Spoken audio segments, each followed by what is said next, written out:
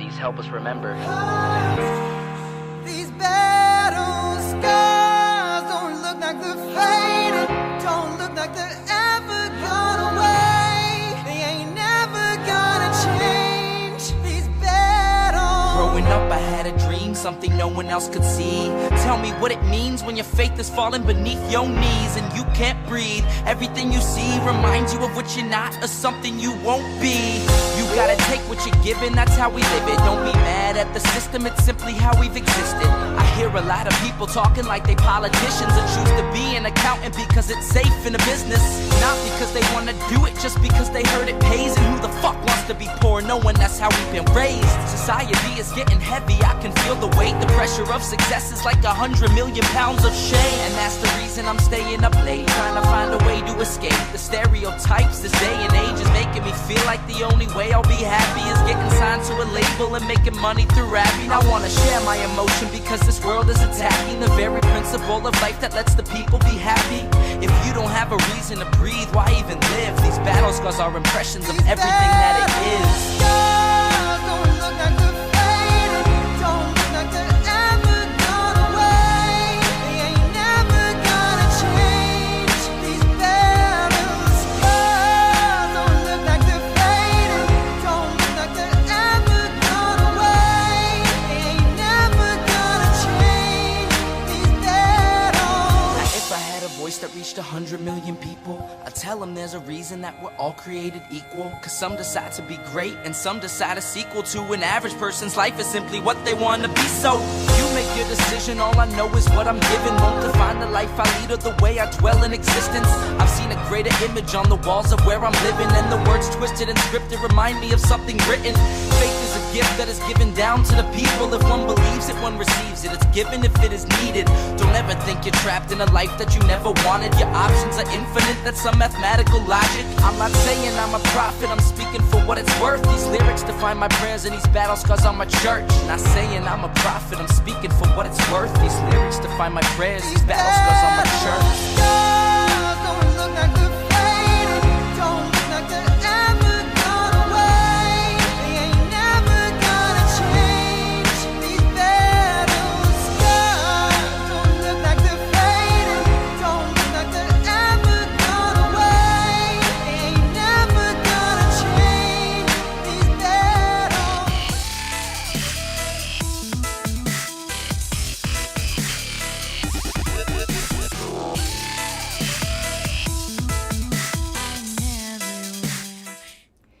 Oh, and I didn't adjust my camera, but it came out okay. I'm really happy about that. Well, hello, everyone. How are you? Don't ask how. I still got my Cult of R1R board up here. Well, you can see for Cult of R1R, and this is a Cult of R1R shirt. You can get it at tinyurl.com/cult merch for your upcoming conventions. Come on. Everyone wants a Call the Question Bitches shirt. Okay? Please. I know you want it. Stop by eyeballing my shirt. I know you want it. What did I just do? Okay. Anyway. I always like doing this weird view. Hey, here's my other messy view. Okay. Go back to the normal view. I just think that's so super cool. Mike, is that your mic? No, that's my mic in the way. See, look, ADHD. And I see keep Arkansas legal. I don't want to keep you hanging. So to just let you know, I'm not going to be talking libertarian tea. I just can't right now. Not in a good place for that. Not in a bad place. Not right now. Less emotional questions I'd be more than glad to answer. I would just say to everyone, please tune into the LNC meeting this weekend. It is going to be on the LP's official YouTube channel. There's two that say Libertarian Party Official. One of them has a blue logo. I think one has a yellow, but it's the blue logo one that has a bunch of subscribers. The old one, I think they got locked out of that account. Something on my teeth. You know, I'm always so like paranoid that I get shit on my teeth for this show. So, next week, you know, maybe talk about more, analyze. I normally do a pre-LNC meeting like agenda roundup, but my heart's just not in that right now. Let me just give you some broad things. Obviously, the elephant in the room, which I'm not going to mention. Y'all know about it. The other things that are going on is we are going to be talking about, and I did want to talk about this, not in detail. I wanted to put out an invitation. We will be talking about the New Hampshire Investigatory Committee report. If you have questions about the report, email them to me. And if I agree, and even if I don't agree, as long as they're not unreasonable, I'll ask the questions because I know members have a lot of questions. Though it might be more appropriate to email your regional representative, though I know some people don't have confidence, perhaps wrongly, perhaps rightly. I don't know your relationship, or you don't get along, whatever reason you feel you can't or you don't want to because you think you have a better relationship with me. Hello, Bill. Then you can email it to me. But your first person should probably be your regional representative to ask questions. But, send them to me if you want to. It's fine. So that's coming up. And I think that and the elephant in the room are going to be the two major things. The investigatory committee is going to be heard on Saturday and the elephant on Sunday. Anyone that can come up to show moral support, I would super, super appreciate it. Now, I wanted to do my sponsorship because I love this man, Sean Dempsey, who wrote A Tale of Two Brothers, which is for the younger set, probably 11 years, younger than 11 maybe. I don't know, I don't have kids, so I'm like such a bad judge of like age ranges. But if you want a very philosophical, though age-appropriate, liberty-oriented book along the tradition of the Tuttle twins, this is a great book. It teaches you that life's more than just like your physical body being biologically alive, with beautiful illustrations. You can get it at Amazon and also on his site, tale2brothers.com. So thank you, Sean, for sponsoring this show, but I'm happy to do it. It's a great book. And I bought a copy.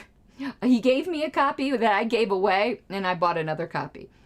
All right. The thank you to a listener. Crap, I didn't bring the name up. I believe it was Elizabeth McLean. I hope I have that right. I meant to bring up the little gift receipt. As you guys know, down in the low bar, I do have an Amazon wish list, and I've just recently added some more things to it. Everything on the Amazon wish list has to do with the show, to improve the show. It's mostly things for the studio or props, and also books. There's something from all price ranges on there. And what Elizabeth got me, I'm going to open this up, because at first I was like, what is this? I didn't remember. And then when I looked at it, I'm like, oh my God, these are so cute. I've never had anything like this. Stefan, excuse me, pardon me. Oh my God, I always try to pride myself on at least getting friends' names right. Because I'm so bad with everyone else's. Bought me a really nice wireless, where you put the little wireless lavalier mic. That's what I'm getting at. And I want to use it for interviews and conventions. And I had the little foam thing, but this, which they call a dead cat, it's usually bigger, is for outdoors. It's a windscreen. This really mutes the wind so you can wear it outside. And oh my God, look at all these. They're so cute. So she bought me the dead cats. And I am super, super appreciated. It's little things like this that you forget that you need, and they add up. They add up. So thank you very much for your thoughtfulness. Oh, I know. You notice I said hello, Bill? I wasn't even going there, Mr. K. So again, if you would like to bless me in that way and improve the show, please do check out my Amazon wish list. I can tell you, it's so nice to, you go out. Now, I order a lot of things from Amazon to begin with because, like, I've been socially distancing my whole life, and Amazon has just, like, my angel because I can order all my household stuff that I need from there. So I very regularly have Amazon packages, and they're not fun packages. It's like mouthwash or whatever. But it's so nice to be opening it and expecting it to be something boring, and then you pull it out and you're like, what? And then you see it's a little gift receipt, and I don't know, it brightens my day. So if you would like to do that. And also, I think my address is in the low bar. I've had people just send me things, not on my wish list. Tom Arnold once sent me a ham. Yes, a ham. It was delicious. We ate on that thing for a long time because we carved it up and froze it. And yes, you can send me a ham. It would make me very happy if you sent me a ham, particularly a Tennessee ham. But anyway, we will get to the show. I wasn't going to do one tonight, to be honest with you, but I firmly believe when you get a gift, do not be slow in thanking. That's only the gracious thing to do when someone went out of their way to send you a gift. Alrighty. Oh, I got that. What am I looking for? Oh, I need to pull something up because I absolutely did not prepare. We technically are supposed to be on a new series in LP Time Capsule, which is the September-October issue of LP News, but I haven't prepared for that. And we didn't because of all the things that happened. And I was going to do it live from the 50th, but the sound there wasn't so great, and I had that whatchamacallit, if you haven't checked it out, I told the story of how I got the original statement of principles back home to the party. I did that, but there was a little bit of sound quality issues. So today, we still had some articles left in the Libertarian Handbook 1972, so I figured we'd do that. Because I hadn't recorded content, I think, since last Wednesday. And I felt bad about that. So, no, I recorded content on Saturday, but it was a thank you for that green screen that somebody had sent me. Oh, yeah, and I recorded Saturday night, the SOP, but still, it's been 4 days without content. And I try to record daily. So let me pull up my desktop. And what we're going to be going over today, let me move myself over here. We can go up in that real estate, and let me try to make myself a little smaller because I don't want to cover this up. We're going to go over the Libertarian Challenge by Jerome Tuchil. See, look, I'm mingling a name. And I didn't bring a... Can you guys give me a moment and entertain yourselves? I want to go get an alcoholic beverage out of the fridge, which is about 10 feet away. So maybe start reading, and I'll be right back. So if other people come into the chat and go, wait, what happened? Just say I'm coming right back. Okay. All right, here I come. Shit, I'm not going to drink all of this, but I'm thirsty. And I don't have any soda down here. The last thing I need is alcohol because I'm busy preparing for the meeting, and I'm going to be up all night again. I am so tired. I cannot even tell you. I probably look it. I am freaking tired.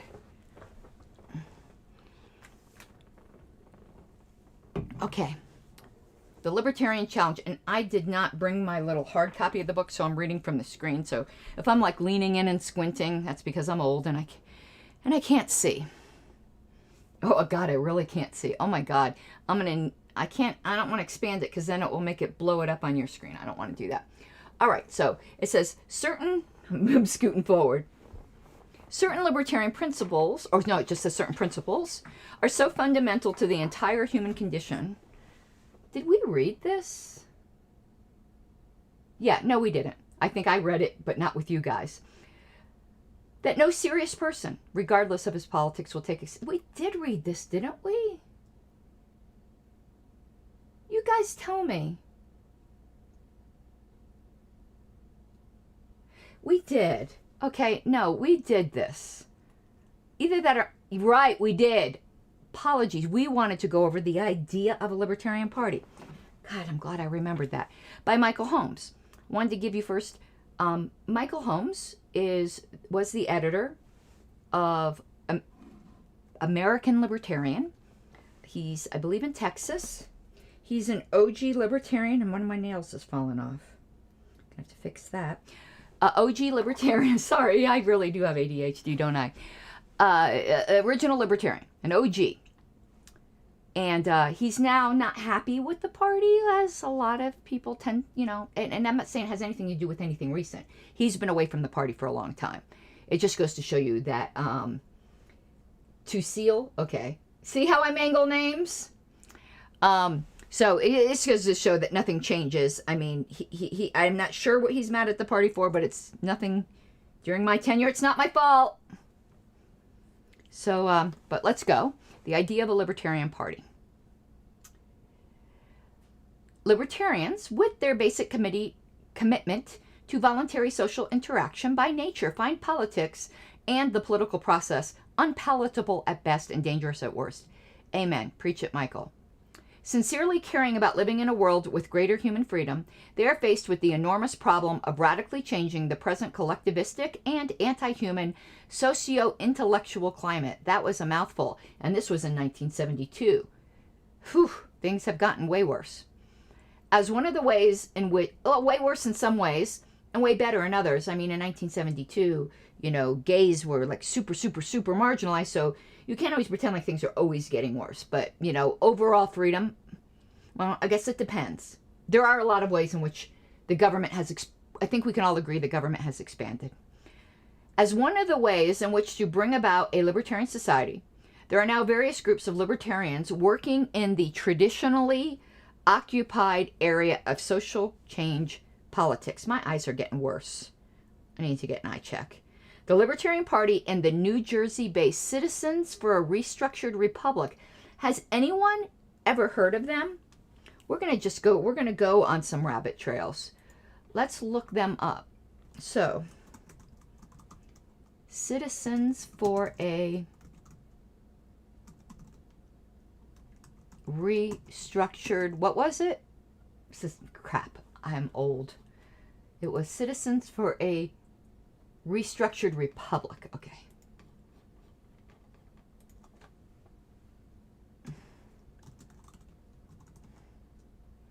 I'm looking at these things down in the bottom where it's like reading list. This shit's old. Like LNC Region 1, you see that email ballot about Lee Wrights down there? That site doesn't even exist anymore. That was when I was regional representative. I had a website for the region called lncregion1.com. I don't think there's even an article on this. Let's put quote marks. No, just this article, which was also in Reason Magazine. Collected writings of... Well, let's look at this. Libertarian Strategy 1. We might want to go through this, but I want to look up this, just this one organization. We might go back to this article sometime. Citizens. Okay. Okay, here it's going to talk about what happened. Whatever RLA is. What is RLA? Well, whatever that is. It said SIL adopted, became a clearinghouse. RLA turned briefly from a revolutionary group to a political campaign group in 71, and the Citizens for a Restructured Republic promptly died on the campaign trail of 1972. So it seems like this was just a one-year-long thing. I want to know what RLA is. I don't think it says here. I think it just assumes people will know what that is. It doesn't say. If anyone knows what RLA is, please let me know. Okay, now we're going to go back to the article. We see this was a very briefly lived thing. There's not even a Wikipedia article on it. Okay, are perhaps the best known of these groups. However, all of them face several problems. Among the most important is the fact that since libertarianism is fundamentally anti-political, tell that to some people today, please. Its political activity will have to be limited to what may be called the politics of the anti-political. That is the early party. There's something we got in the party today that I don't agree with, and a lot of people are not going to agree with me, but you are here for my political opinion. We've moved from the cult of the omnipotent state to the cult of the omnipotent candidate. Everything must serve the candidate rather than the candidate serving the party and the cause. I reject that. Oh, it looks like this isn't coming up on my screen. Hold on. Let me see what's going on. Why'd it do that? Well, let's see if we can fix this. We'll go back to here. Why isn't it showing? Now it is. Thank you. So I reject the cult of the omnipotent candidate. I think that's toxic for the party. The cult of the omnipotent candidate is what's going on with the Republican Party right now, where whoever's their president or presidential candidate is like the de facto leader of the party. Can you imagine? No, I reject that. And I've just begun to really, it's really just something that's been jumping out at me lately. Like, no matter, like, it seems like everything we do has to be judged. Well, the candidates won't like it. Okay. I'm serving freedom, not the candidates. If we both happen to be serving freedom, great. A lot of people, a lot of good faith people will disagree with me. I believe that I'm in line with the early party. Okay.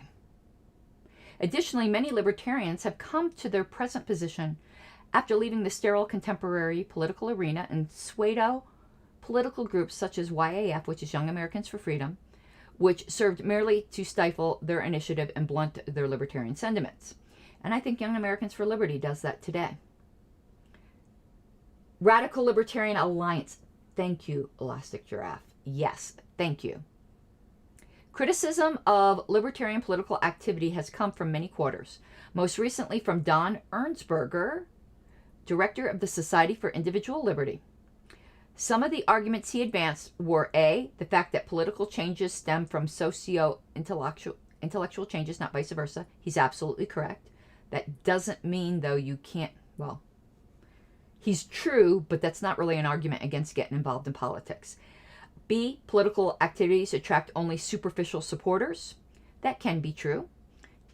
C, education via party politics doesn't work. That is demonstrably not true. I'm living proof. And D, the basic premises of party politics, compromise and consensus, are repugnant to libertarian principles. I agree with that. And that is a big problem. I think right there is the cult of the omnipotent candidate. While such objections have some validity, the emergence of a libertarian party and libertarian political influence is nevertheless desirable as part of a multi-level strategy for rational education and change. These methods can readily be used to effect social change without basically abandoning libertarian values. It should be made quite clear at the outset that the political front should be merely one of several areas of libertarian activity and education. Amen. And they all need to work together and not attack each other. I don't like when political libertarians attack non-political libertarians and vice versa.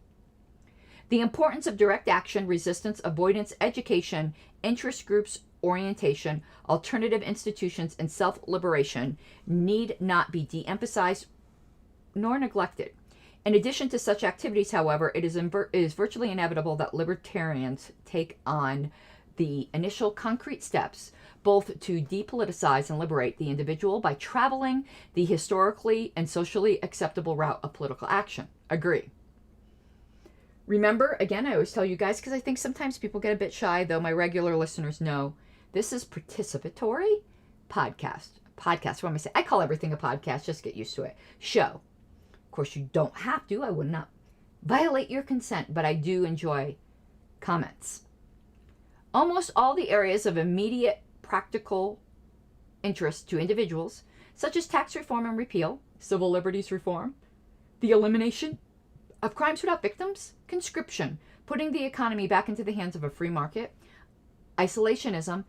Back then, they were not scared to call themselves isolationists. And now we kind of use the more politically correct term of non-interventionist. I don't have a problem with the term isolationist. The loosening of control over public education et al. Involves the legal and political process to a very high degree.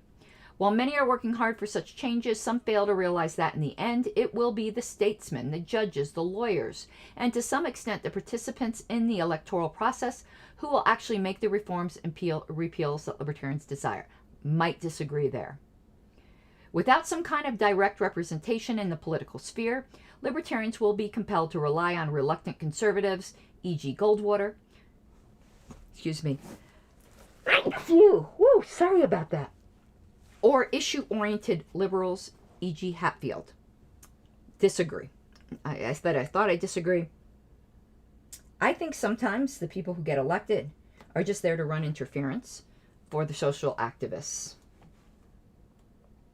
And I think, and hopefully peacefully, the time of politics working is coming to an end, and it won't be like the political system will still exist and libertarians should get out of it. I think we're heading to a great divorce, and I hope it's a peaceful one. There's just too many different wants, and the gun is on the table, and everyone wants to use the force of government. Now, maybe we can peacefully, hopefully we can peacefully. I'm a pacifist, as you know. But, the term too big to fail, I fear that our country's too big to succeed. I could be wrong. It's kind of a little dark today, I guess, in my mind. The idea is not that in the reasonably near future we will have libertarians in Congress. Rather, that we can have an adequately vocal political party which is consistently pushing and publicizing libertarian ideology and programs. Politicians are noted for accommodating groups who pose significant threats to their continued place at the public trough, and the existence of a consistent party of principle, in my dreams, might prove quite effective at presenting the libertarian alternatives in workable and acceptable forms to the public.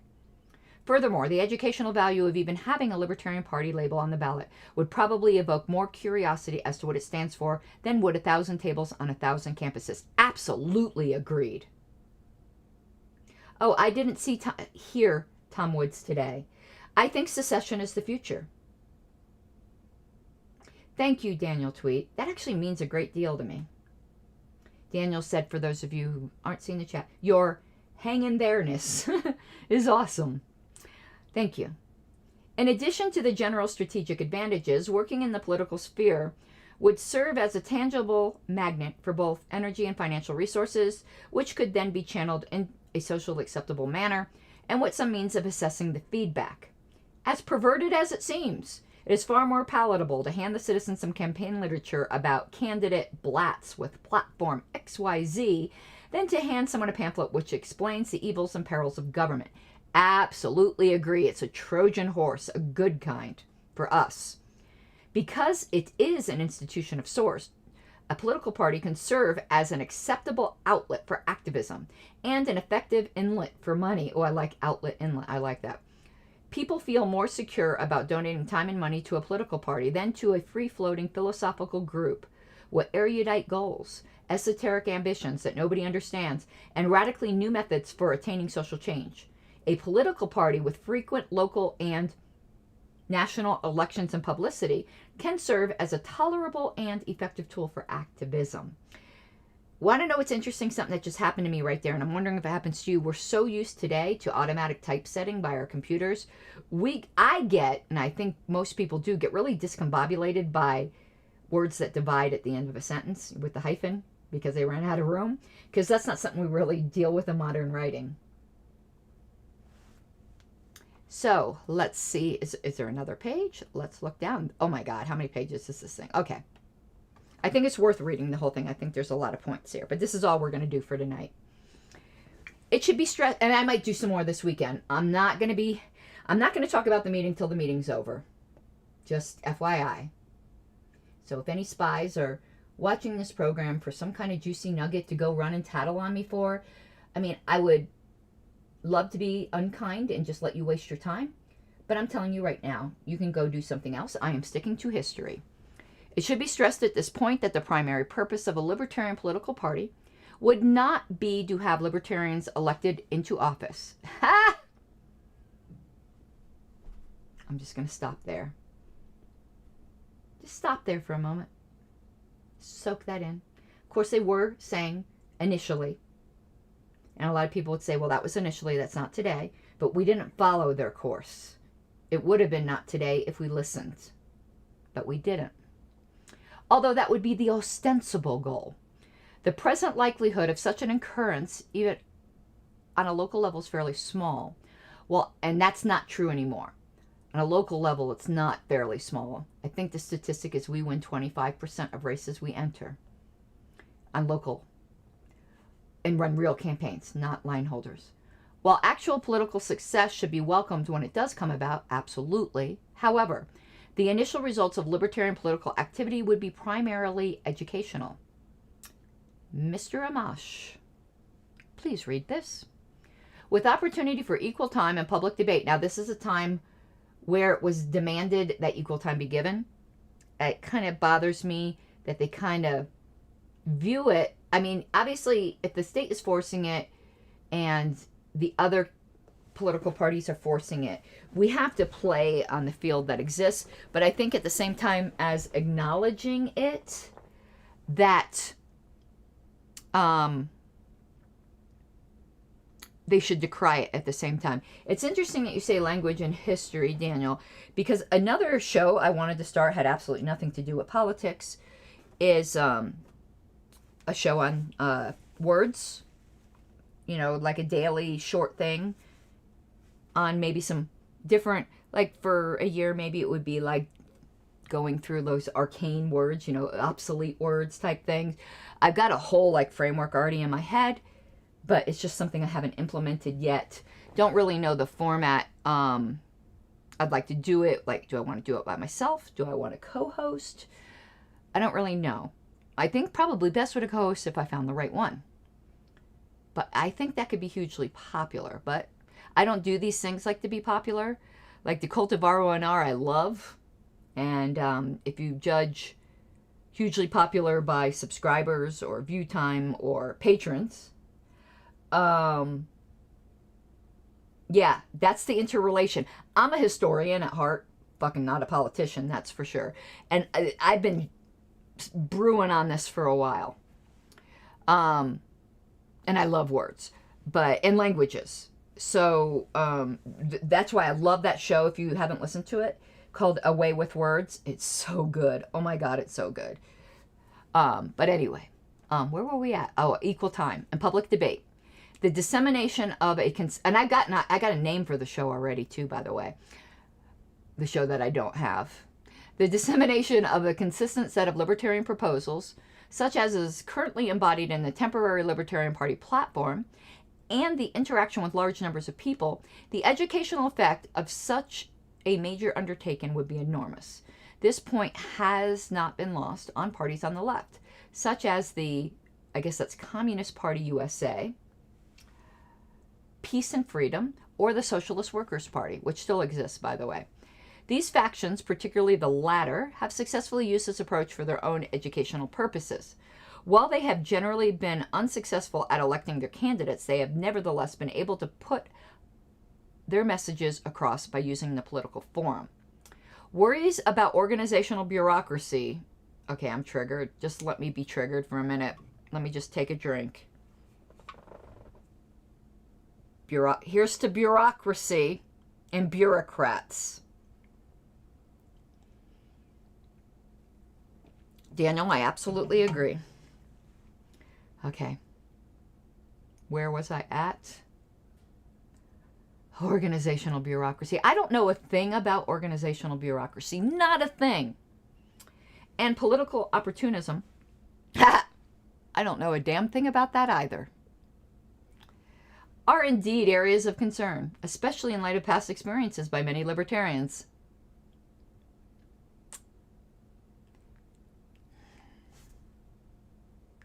I'm just not going to say anything. However, since in the case of the Libertarian Party, all state and local parties will be completely autonomous, both organizationally and financially, the likelihood of bureaucratic misuse will be minimized. Tell that to our former chair. Also to be considered is the fact that initial efforts will be centered around such things as qualifying the party for the state ballot and raising filing fees, and will probably involve fairly small groups of libertarians.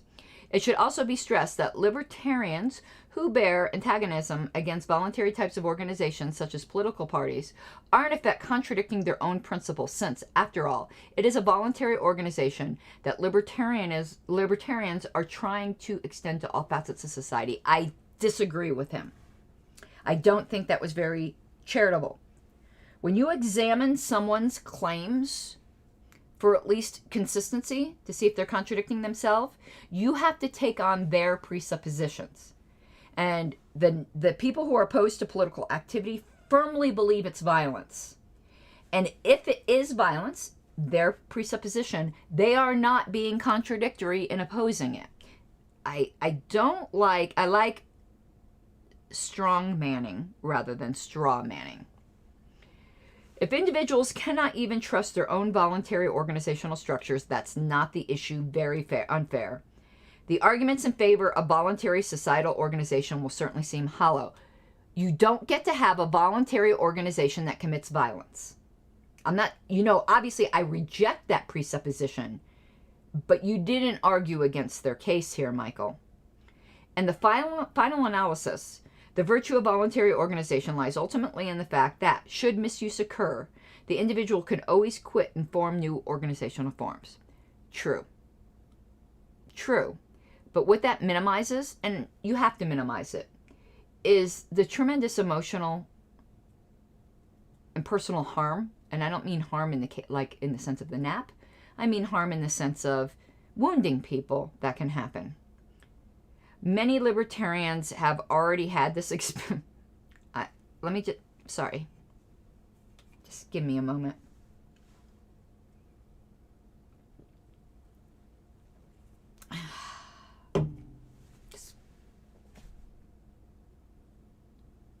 Okay, I'm good. And it should function as an effective safeguard against any kind of libertarian political mismanagement. Give me a minute. I gotta walk. Just give me a minute. Damn. Woo.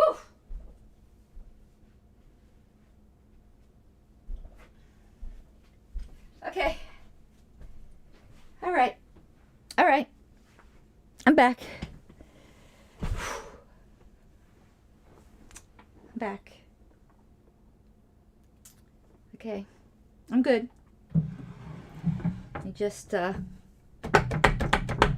me do a little stimming. Okay. The idea then is not to sweep the world toward a libertarian philosophy. The idea is to focus enough tension on that philosophy so as to generate popular acceptance and public tolerance.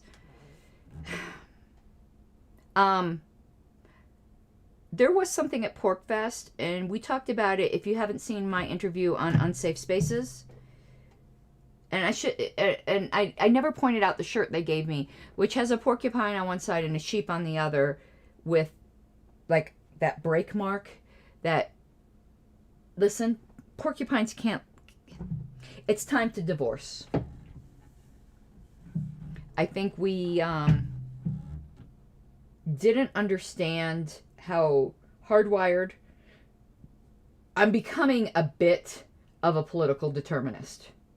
And that's really kind of a dark place to be, and maybe I will convince myself otherwise, but I have to be honest as to where I'm going. And if even not insurmountable but pretty strong political determinism exists, the only solution is panarchy, which panarchy I love. But it could be futile. You can't make people want to be libertarians. And if they're dispositionally hardwired to be opposed, while not insurmountable, we might be kicking against the goads. I haven't arrived at any kind of conclusion. I like to philosophically muse. Please, somebody well, they're going to clip this out anyway and go, see, she doesn't know, whatever. I don't care. And thereby realizing the merits of laissez-faire. I'm Exhibit A to You Can Change. I've said that 6 months before I became a libertarian, I was standing in line for the buffet at a casino, so I was still a degenerate. But I was arguing loudly for single payer and had a whole crowd get against me because I do have the gift of oratory and passion. And some people get convinced just by that, but I'm like deeply embarrassed by that. But that was me. So if I can become a libertarian, I guess anyone can. Politics is an effective tool at bringing about this idea. As a feminist associate of mine put it, the success of the new feminist movement, as opposed to the old suffragettes, lies in having attracted attention to and generated acceptance for their ideals. I thank you, Daniel. I do think that is a gift that I have. I'm not trying to like think too highly of myself. It's actually though a gift you have to be very responsible with, because people can be convinced by passion that and just good argumentation, because I do have it's not a formal debate training, but it's as good as a formal debate training. In the pits, I used to own a debate forum for a really long time. And a good debater can convince people of a really wrong idea. So it's something you gotta be really careful with. It's like people who have a really natural charisma. They have to be very, very careful that they don't turn into a cult leader. These legal changes, which have come about, Equal Rights Amendment, repeal of abortion laws, etc., are far overshadowed by the changes in women's views of themselves, of their roles in society, and of their relationship with men and women. I do not know that women's views of themselves have really changed. A man wrote this, and I'm not trying to diminish, I'm not trying to pull the sex card, but I think women understand women better than men understand women, and men understand men better than women understand men. And I think women always knew their power. They just exercised it differently by manipulating men. So I think women always knew they were equal. It's just they knew society didn't see it. Okay, however much the traditional roles of housewife and mother may be defended by those women happy in them, their very defense brings about changes. In order to defend, you must examine, and examination itself modifies the situation. The virtue of feminist politicking has manifested itself in stimulating examination and questioning of roles and behavior previously accepted as inevitable. Okay, I can buy that. The role of housewife is no more inevitable than taxation. Obeying a man is no more acceptable than obeying a government. I disagree, and I'll tell you how. I know people are going to get triggered. We're forced to obey a government. A woman can choose to obey a man can choose to obey a woman. Now, if society is forcing her into that, that's different. But a free woman can decide to obey a man. You guys, knowing how fiercely independent I am, would be very, very surprised at my domestic life. I have voluntarily chosen a very trad marriage. That's my choice. It doesn't make me any less free. Government, you don't have a choice. That's different. And I know men who have chosen to obey women. They prefer being in a relationship with a very dominant woman. And there's nothing wrong with that. Acceptability, I define as you're not violating anyone's rights. That's what I mean. Justice is how I define it. The effects of focusing on that which is taken for granted are far-reaching. Now, in 72, I may not have said this, because the society in 72, I would really question how voluntary it was, a woman who chose to obey a man. But today, in 2021, you certainly can voluntarily make that choice. I have. No one will accuse me of being a doormat or not knowing my power. If politics does nothing else, it at least serves to focus attention on human inequity and injustice, aids understanding, and insofar as libertarians are concerned, helps to bring about a hands-off attitude on the part of society. Okay. Ernst Berger's arguments against libertarian political activity seem unconvincing. The fact that political change reflects socio-intellectual change overlooks a very important fact, that socio-intellectual climate has changed to the extent that there's a small but growing segment of society which does accept basic libertarian principles and premises, who nevertheless have no socially acceptable outlet through which to set. That is very important. Something weird happened to me in California, and I don't know if I'm going to be able to describe this. And hold on, where's my sound effects? I don't know if I have them set up for this show. Doc Sexy, I am just not prepared for you. I'm not prepared for... Oh, here we go. This is for Doc Sexy. Chicka wow wow. Okay. All right. Now, what was I saying? Oh.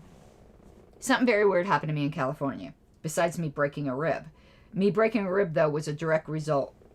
As I was traveling, now I had a lot of pent-up anger and aggression toward a lot of what's going on with me right now.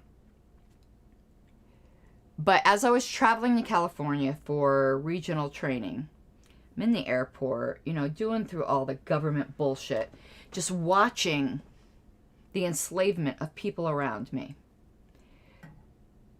I'm usually pretty chill because, again, I'm a pacifist. I don't feed anger very much.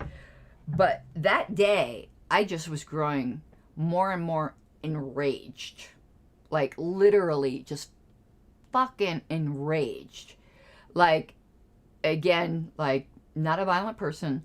So, like, to me, like, what can I do? What can I do to express my rage? I'm like, I want to chain myself to something and shriek. You know, that was my idea. And it just kept growing and growing and growing and growing. I mean, it was never happened to me before. And I went and got a drink once I was in California. And it happened to be particularly stout. And then I went to my room, tried to use the bathroom, and the toilet moved on me. Those fucking California toilets, you know. And I broke a rib. And that kind of dissolved all of my rage. But what this has to do with it is you have to give, if you are, and I'm using indoctrinating in a good way, let's say educating instead of indoctrinating. If you are educating people into being anti-government, you had damn well better give them a socially acceptable outlet for it. Because there will be violence otherwise. Because people will have this rage that they're a slave because they are. And when you have slavery, when you know you're a slave, sooner or later the slaves revolt. So you need to give them an outlet. And I think the LP is great for that. And I think our hardline stance with our membership pledge, when people want to delete the membership pledge, I'm like, you do not know the hell you are inviting into our midst. It keeps it channeled in the best way, because violence is completely off the table. But if you get people all stirred up and enraged and don't give them something to do with it, you are asking for trouble. Okay, let me continue. Since political change succeeds socio-intellectual change, a well-planned initial political organization with consistent premises will be a major asset in channeling the changing socio-intellectual values into positive and practical action. And I don't know why I thought of this, but goddamn, I missed the 2002 platform. It was a thing of fucking beauty. To those who feel that it is too early to initiate a political front, it is tempting to ask just when will be the correct time. 1 million? If it is to be the individual that matters, why should the question be quantitative? Neither is the assumption that libertarian ideas are just beginning to permeate the intellectual strata of society. A reason to delay building sound, what's that say? To delay building sound channels for positive change. Got it, okay. My eyes are like, my contact lenses are starting to stick to my eyeballs because I didn't really sleep last night. I didn't really sleep the night before. I haven't really slept since A Certain Motion hit the Allen C list. Yeah, so I'm a bit punch happy. The sooner, and my contacts are dry, and Colorado is also very dry to begin with. The sooner working and established channels for political changes are ready, the easier it will be to begin practical reform and repeal when the intellectual tide has tangibly turned. Let's get ready for that tide now. Agreed. If current political activity often attracts superficial followers, I don't think libertarianism attracts superficial followers. They go quickly. Like, I don't think they stay long enough to be an issue. It is only a reflection of the kind of intellectual foundations most of this country's political parties rest on. To prematurely condemn political activity as being intellectually meaningless is to miss the point of initiating libertarian political activity. If it wasn't for the LP, I would not know about libertarianism, so I am grateful for the party. Is it not libertarians of the educationalist school who maintain that sound ideas are the best weapons against authoritarianism? If this is true, then a vocal combat in the political arena by means of campaign activities should accomplish nothing less than the complete intellectual destruction of the present rah-rah party politics. I wish. I mean, it can. I just wish it happened, I guess is what I'm trying to say.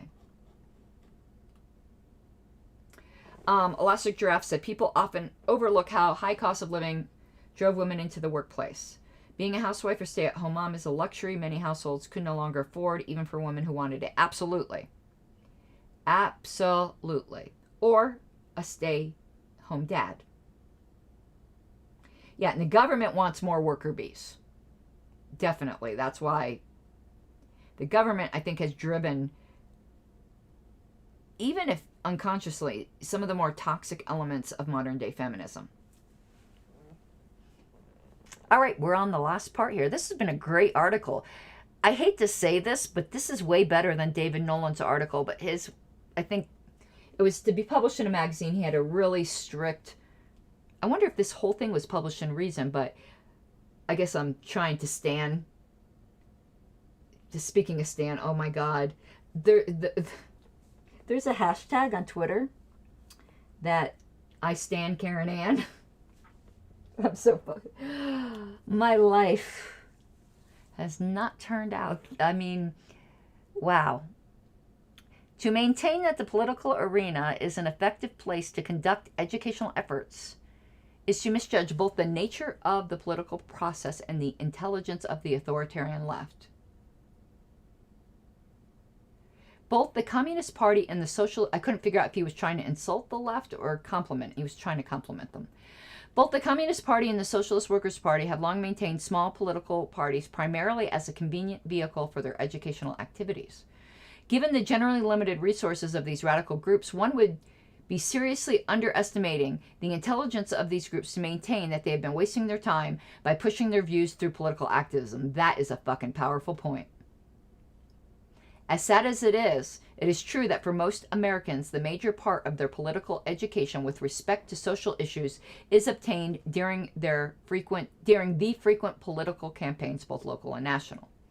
There seems to be a natural distaste in general for politics and political issues.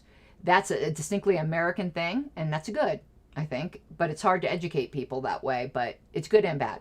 With the exception of the very small number of people who actively engage in politics, most Americans never think about political issues except when they are assaulted with the rhetoric of campaign oratory and media bombardment of campaign promises and platforms. That has changed. Social media has changed that.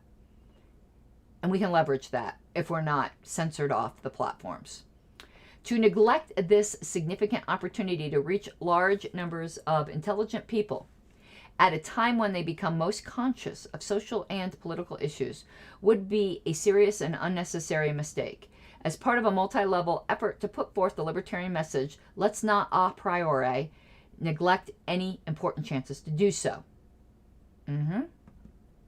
Finally, to reject political activism on the basis that libertarian principles are incompatible with the basic nature of political activity is to admit ignorance about the purpose of libertarian political activism. The power politics of the major parties necessarily involves compromise and consensus, because the object of these groups is to maximize their influence over U.S. and local governments, and hence the people of the U.S. On the other hand, the explicit goals of libertarian political activity are anti-political in nature. Tell that to some people today, please. Louder for those in the back. Okay, where was I? That triggered me. It is an attempt to use the political process to minimize the effects of that process. Booyah! Louder for those in the back. Justin Amash. I love him, but I wish he would get this. He's such a cutie pie, too. Oh, my God. I want to pinch his cheeks. It may well be the case that the most effective means of limiting the scope of governmental interference with individual liberties will be the tactic.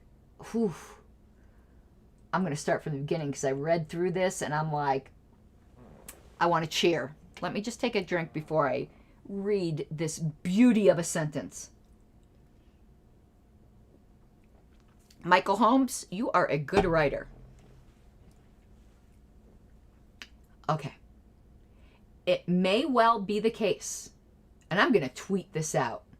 It may well be the case that the most effective means of limiting the scope of governmental interference with individual liberties will be the tactic of destruction from within the political process itself.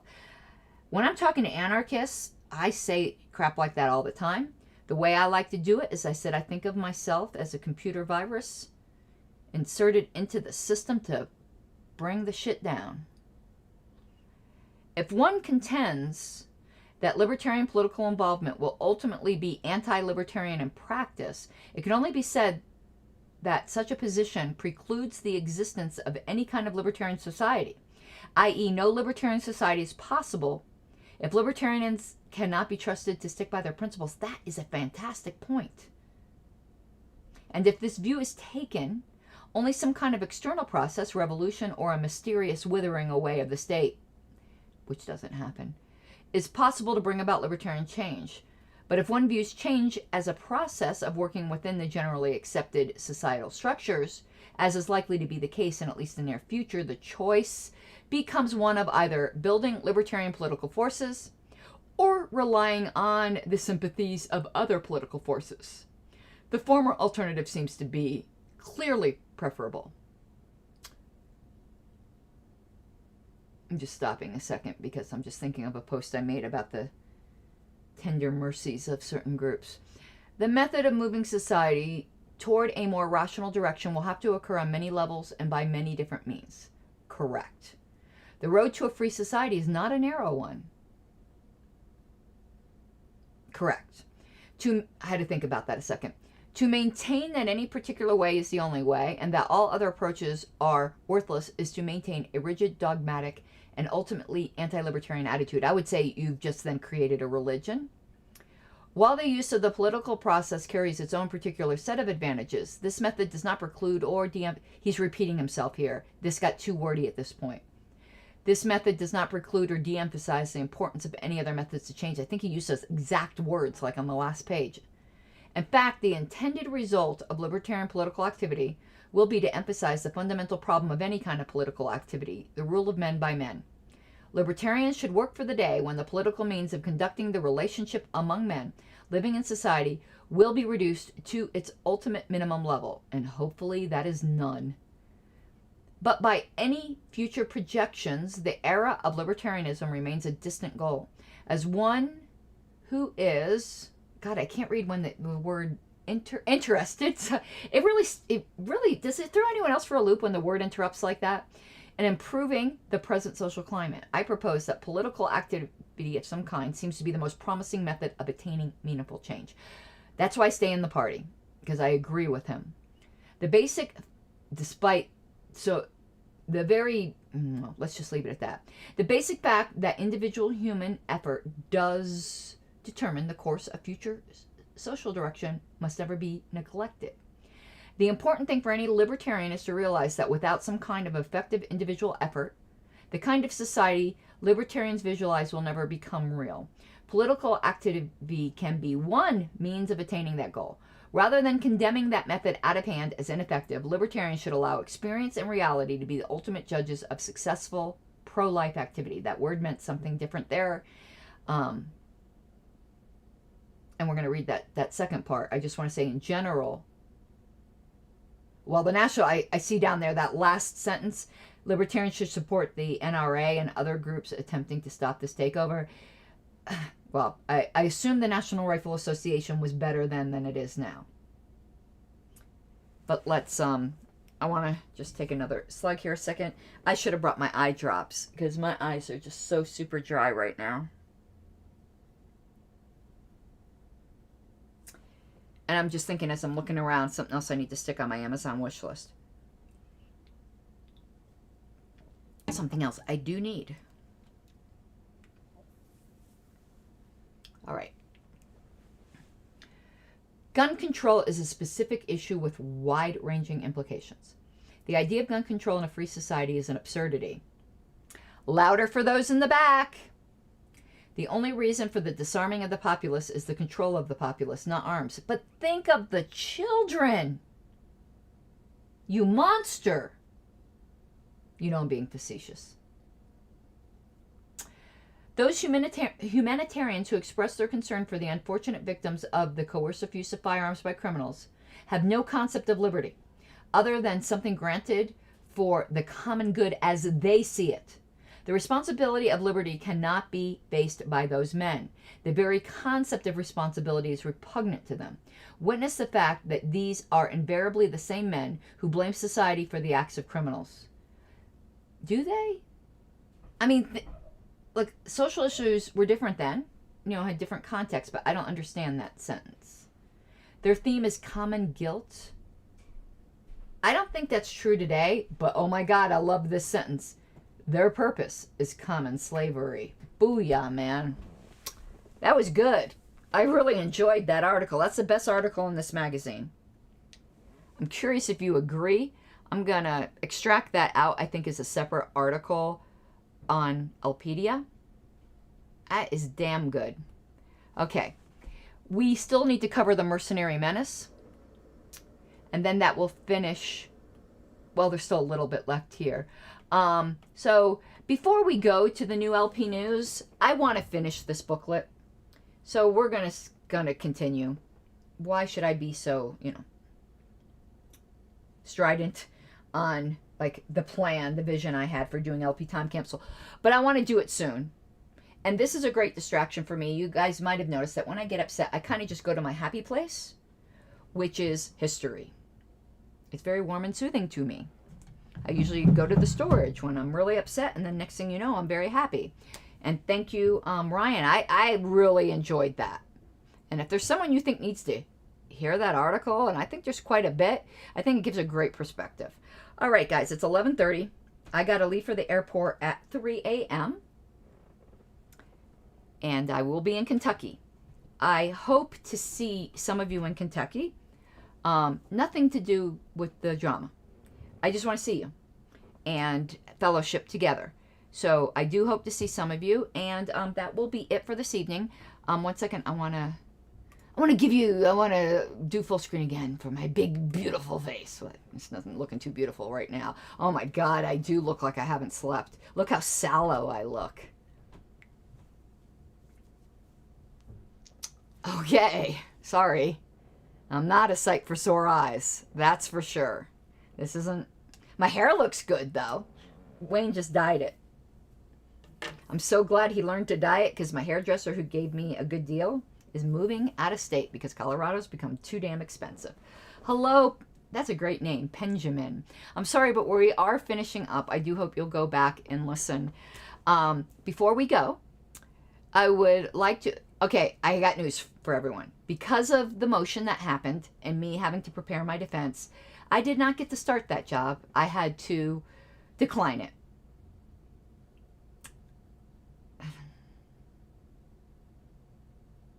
And I did let my colleagues know. Of course, I'm not expecting them to change their lives or decisions based upon, the decisions I have to make in life, but kind of hope they would have taken that into consideration, but they chose not to, and that is their free will choice. So I did not get to start. I'm still looking. Just a fact of life. Kind of a segue to something I am perfectly allowed to do, and this is not something I'm going to bend on. I am a capitalist. This is labor. You guys get something out of it. I have made it perfectly clear with super chats or with patrons, you don't get any special favors from me. What you're getting is the content that I give you. You cannot influence me with money. It will never happen. I am a hard deontologist, and I would fucking commit Harry before I'd ever be bought. I think I've proven that in fucking spades. Because knowing all the hell I went through with New Hampshire, I would do it again. I might change some things because I'm not perfect, but I would do it again and again and again. Hello, Kareem. Sorry, we are finishing up, but so on that note, if you would like to help me through this time.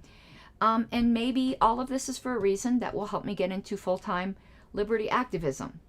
One thing I can say, and I hope I can maintain humility in saying this, I think I'm a very effective liberty activist. And I think the fact that I've got people who love me like fucking Jesus, and I'm meaning that facetiously, they just like me a whole lot. And people who hate me like Satan, and I'm not being facetious, because people that hate me are unfathomable to me.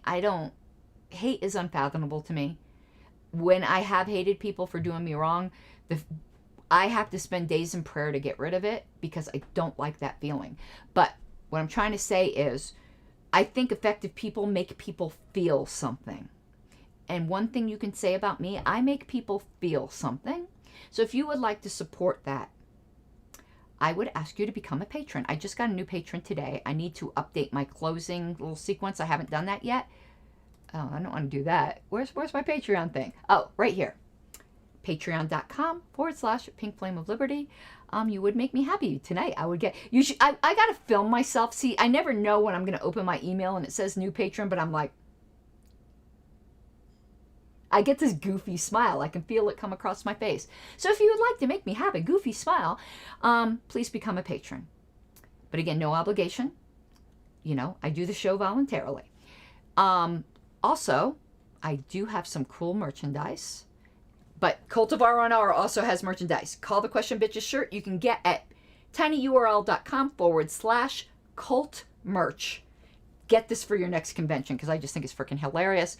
But for this show, you can get my merch for Pink Flame of Liberty at tinyurl.com/Pink Flame merch at Teespring, which has an ungodly URL, which is why I did tiny URL. All right, I'm going to go for the night. I might do some live streams documenting my travels. I usually do that, but I'm usually much happier going to these meetings. Right now, I mean, we're friends here, I hope. I know there's probably some people watching who aren't friends. I would hope that seeing me live would humanize me to them, but it hasn't seemed to do that.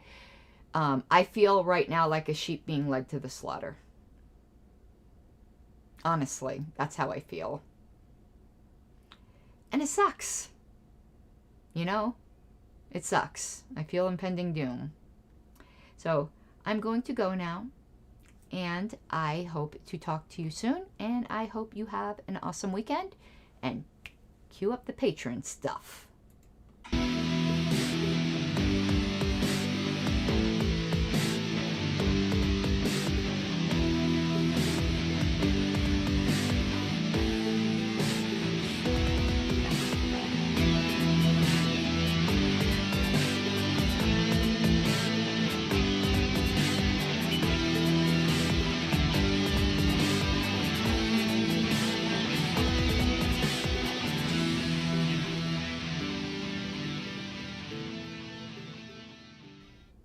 Oh, I don't have my closing sequence. I'm such a dummy. I'm just going to end it with this.